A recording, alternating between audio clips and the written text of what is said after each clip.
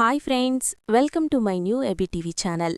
దశరథిని కాళ్ళు పట్టుకొని క్షమాపణ అడిగిన జ్యోత్స్న చెంప పగలగొట్టిన సుమిత్ర. అసలిదంతా ఎలా జరగబోతోంది అనేది ఈ వీడియోలో తెలుసుకుందాం. ట్విస్ట్ అయితే అద్రిపోతుందండి. చివరి వరకు స్కిప్ చేయకుండా చూసేయండి. కన్న తల్లిదండ్రులు కళ్ల ముందే మరొకరిని కన్న కూతుర్లా పొగుడుతూ ఉంటే అదంతా చూసి ఎలా తట్టుకున్నావమ్మా, ఎలా ఓర్చుకున్నావు అంటూ దశరథైక దీపను పట్టుకుని ఎమోషనల్ అవుతూ ఉంటాడు. అప్పుడే ఇక కార్తీకైతే ఎన్నోసార్లు ఈ విషయాన్ని మీకు చెప్పాలని అనుకున్నాం మావయ్య, కాని అవకాశం రాలేదు. ఇంట్లోని పరిస్థితులు మమ్మల్ని కట్టుపడేశాయి, నిజాన్ని బయటపెట్టకుండా అని అంటూ ఉంటాడు కార్తీకైతే. జ్యోత్స్న ఎలాంటిదో తెలుసుకొని జ్యోత్స్న ఆస్తి కోసం దీపని శౌర్యని కూడా చంపాలనుకుంది, కన్న తండ్రిని చంపాలనుకుంది. అలాంటిది మీకు ఏదైనా కీడు చేస్తుందేమోని భయంతో జ్యోత్స్న నా చేత అక్రమంగా అన్యాయంగా రాయించుకున్న అగ్రిమెంట్ని అడ్డం పెట్టుకుని మీ ఇంట్లో మేం పని మనుషులుగా చేరాము. మా నాన్న కూడా వచ్చే ఇక్కడ వద్దు, మీరు వచ్చేయండి అన్నా సరే మా నాన్న మాట కూడా నేను వినిపించుకోలేదు.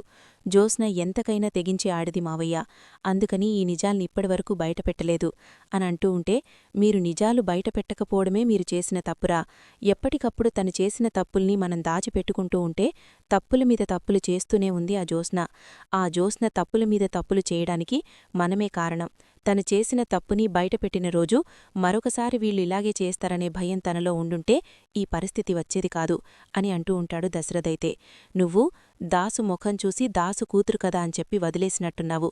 దాసు, అసలు నువ్వు నీ కూతురు ఇలాంటిదని తెలిసాక నువ్వేం చెయ్యాలనుకున్నావు అని అంటూ ఉంటే, చంపేయాలనుకున్నానన్నయ్య, నిజంగానే పురిట్లో చచ్చుంటే బావుండనుకున్నాను అని అంటూ ఉంటాడు దాసు అయితే. విన్నావు కదా, కన్న తండ్రి కన్న కూతురు మీద కోపంతో రెగిలిపోతున్నాడు.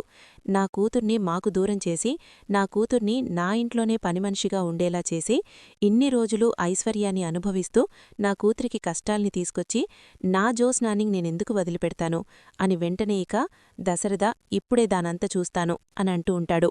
ఏం చేస్తావు మావయ్య అని అంటూ ఉంటాడు కార్తీకైతే. ఏం చేస్తానో చూద్దురుగాని పోలీస్ కంప్లైంట్ ఇచ్చి జ్యోత్స్నాని పారిజాతాన్ని కూడా